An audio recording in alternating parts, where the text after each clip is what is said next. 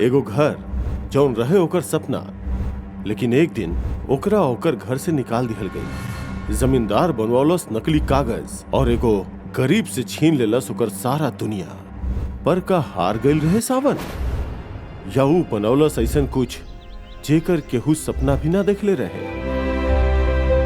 सावन के एगो छोटा सा घर रहे और गांव के जमींदार के नजर हमेशा सावन के घर पर रहे।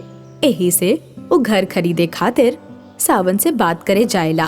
सावन, हम तुम्हारी खेत खरीदल चाहतानी, बतावा कितना रुपया में बेचबा?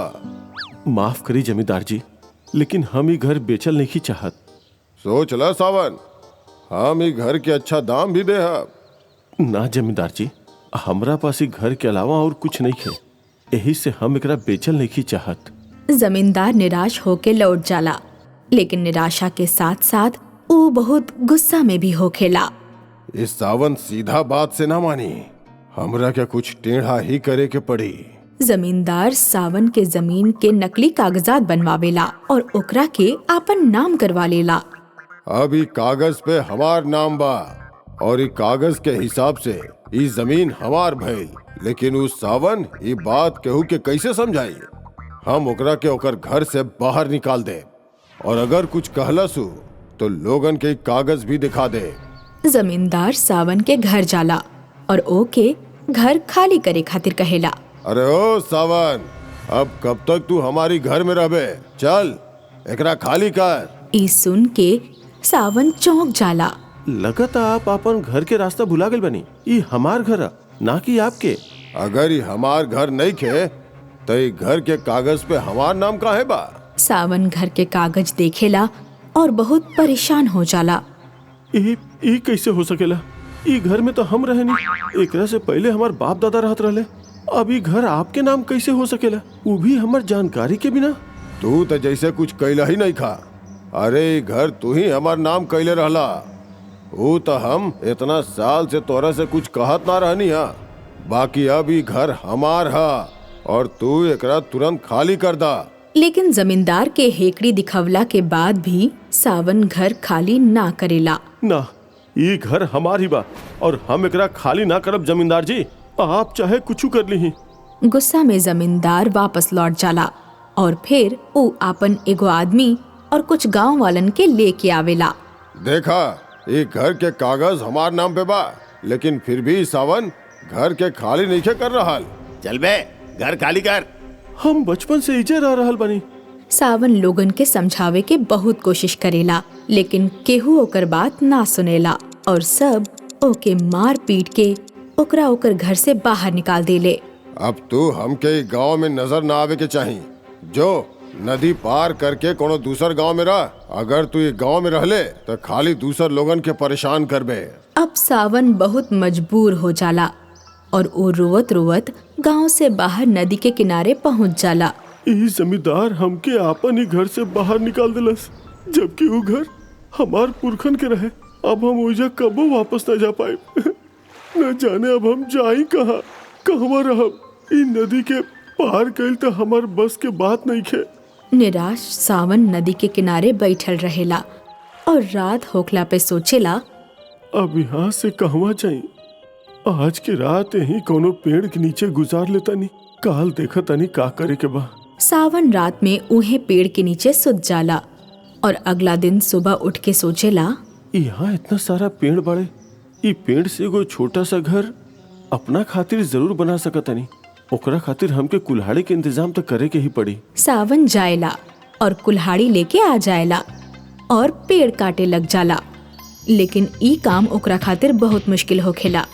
ई तरह से पेड़ काटल और उ लकड़ियन के एक छोटा घर बना पावल तो बहुत मुश्किल बा हमरा खातिर। तभी सावन के नजर बांस के पेड़ पे पड़ेला। ये बांस के पेड़ हमार काम आ सकेला। हम ये बांस के मदद से जरूर एगो छोटा सा नाव बना सकतानी और ओकरे से हम लोगन के नदी पार करवा के कुछ कमा भी लिहल करब। सावन बांस के टुकड़ा से एगो छोटा सा नाव बनावेला, लेकिन अभी भी ओकर समस्या खत्म ना भइल रहे, काहे कि ओकरा पास रहे खातिर घर ना रहे। नाव तब बन गइल बा, हम एकरा के इस्तेमाल करके कुछ कमा भी सकेनी, लेकिन हम रही कहाँ?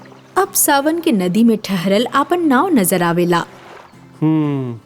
काहे न हम ई नाव पे ही घर बना ली। ई नाव नदी पे तैरे ले और बांस के लकड़ी से यही नाव के बड़ा करके एकरा पे घर बना सकतानी। ऊ घर भी तैरल करी, फिर हम ओकरा में लोगन के नदी भी पार करवा दिल करब और वही घर में रह भी लिहल करब। एकरा से बढ़िया उपाय तो कुछ ना होखी। अब सावन बिल्कुल ऐसा नहीं करेला। वो बांस से बनल अपन नाव के बड़ा करेला और ओकरा में एगो घर बना लेला। हाँ, अब ई घर से हमके केहू नहीं निकाल सकत। ई हमार घर है और हम हमेशा यही घर में रहब। सावन अभी बांस के घर में रहे लागेला और कुछ समय में ओकर बांस के नाव घर लोगन में प्रसिद्ध हो जाला और लोग सावन के बांस के नाव घर के आनंद लेवे खातिर ओकरा पास आवेले। भाई सावन, हमके तुम्हारी नाव घर में सफर करे के बा। ये नाव घर सफर करे खातिर नहीं है, ये हमार घर है।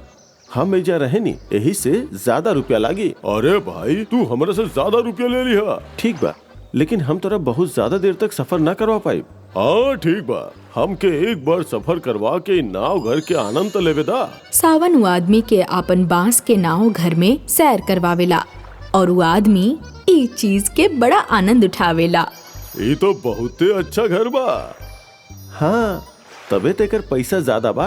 हमार तो यह मन बा कि तू हमरो खातिर ऐसने एगो बांस के नाव घर बना दा। ना, हम ही ना बना पाई, एकरा खातिर बहुत रुपया लागी। वो आदमी बांस के नाव घर के आनंद लेवेला और वहाँ से लौट जाला।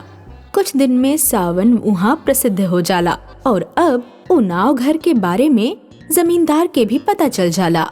जमींदार जी, सावन बांस के एगो नाव घर बना ले बा। हाँ, सुन ले तो हम भी बानी। आज चल के ओ नाव घर के आनंद लिहल जाओ। हाँ चली, हम हूँ आपके साथ चलता नहीं। अब जमींदार अपन आदमी के साथ सावन के नाव घर के आनंद लेवे खातिर जाएला और वहाँ जाके देखेला कि बहुत सारा भीड़ जमा बा। अरे ओ सावन, पहले तू हमके ही नाव घर में घुमा दे, फिर बाकी लोग के घुमाई है। जमींदार के देख के सावन के मन में गुस्सा आ जाला और वो सोचेला, जमींदार, आज तो हम तोरा से अच्छा से बदला ले। जैसे तू हमार घर हड़प ले बड़े, हम वही तरह आज तोरा से अपन घर वापस लेके रहब।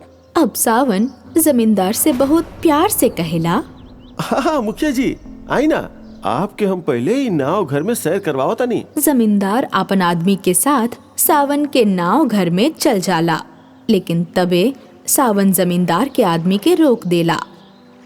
तू नहीं खा सकत। हम काहे नहीं किया सकत? तू जाना तड़ा कैसे बात कर रहा बड़ा? हाँ, हम जाना तानी। तू ऐजे खड़ा रहा। अगर 3 लोग ही नाव घर पे जाई हैं तो ये नाव घर डूबे के खतरा बा। हम तो जमींदार जी के सुविधा खातिर ही बात कह रहल बानी। अगर जमींदार जी के डुबावल चाहतड़ा तो आ जा। ये बात सुन के जमींदार थोड़ा सावधान हो जाला और अपन आदमी से उन्हें रुके खातिर कहेला, अरे तू एजे रुका, हम पहले हो आवतानी, फिर तू जइहा। जमींदार जी आई। अब जमींदार बांस के नाव घर में चढ़ जाला और सावन ओके बीच नदी में ले जाला।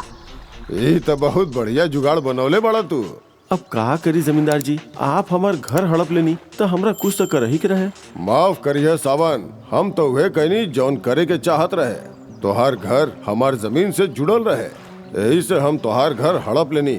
अगर हम चाही तो तोहारी नाव भी हड़प सकतानी, लेकिन एकरा तू ही रखा। ना जमींदार, तू हमारी नाव घर निखा हड़प सकत, बल्कि तू यहाँ बचबा तब तक कुछ हड़प बना। ये सुन के जमींदार थोड़ा सा घबरा जाला। का कह रहल बड़ा तू? अभी बताओ तनी। सावन एगो बांस उठावेला और जमींदार के मारे शुरू कर देला, जे वजह से जमींदार बीच में ही चिल्लाए लागेला। अरे पागल हो गए बड़ा का सावन, मार काहे रहल बड़ा तू? अरे हमके बहुत तेज चोट लग रहल बा। अरे अब तू बचबा तब तो घर में रहबा ना। अभी हम तोहरा मार के तोहरा एजे यही नदी में फेंक दे। अब ना सावन, माफ कर दे, हमरा छोड़ दा। हम तोहरा के तोहर घर वापस कर दे और फिर कबो तोहरा के परेशान ना करब। ना, तोहार कोनो भरोसा नहीं के जमींदार। तू केहू के साथ कितना भी गलत कर सकेला। अरे ना ना, हम तोहरा साथे अब कबो गलत ना करब। तोहार घर तोहरा के दे देहब, ऊ तोहार बा। अगर ऐसन बात बा तो नदी के पास चल के चिल्ला चिल्ला के वहाँ खड़ा लोगन के बतावा कि तू हमार घर हड़प ले बड़ा। वो घर तोहार ना रहे। और उस जमीन घर के कागज भी नकली बा। हाँ सावन, हम बता देब सबके। तू हमके नदी के किनारे बस लेके तो चल। अब सावन जमींदार के नदी के किनारे लेके जाला, लेकिन उन नाव घर के जमीन से थोड़ा सा दूर ही रखेला ताकि केहू और ओमे चढ़ ना सके और जमींदार भी ना उतर सके। अरे सावन, हमरा उतारा तो सही। जमींदार पहले लोगन के चिल्ला चिल्ला के बतावा कि वो घर के करहा। अब जमींदार मजबूर हो जाला कि कहीं सावन ओके नदी में ना गिरा दे और ई चक्कर में वो लोगन के चिल्ला चिल्ला के सब सच बता देला। हमार भाई लोग, जौन घर में हम रह रहल बानी, जौन घर में पहले सावन रहत रहे, वो घर हमार नहीं खे, वो घर सावन के ही बा। वो घर के जौन कागज हमरा पास बा वो नकली बा। वो घर कबो हमार रहे ही ना, बल्कि हम उस सावन से वो घर हड़प ले रहनी। ई का कर रहल बनी जमींदार जी? अरे तू चुप हो जो, और तू भी हमारी सब में साथ देले बाड़े। देखनी भाई लोग, इस जमींदार कितना खराब इंसान बा। ई तू लोगन के भी घर हड़प सकेला। हम तो कोनो भी तरह इस जमींदार के चालाकी से लड़ लेनी, लेकिन आप लोग का करब? का करब?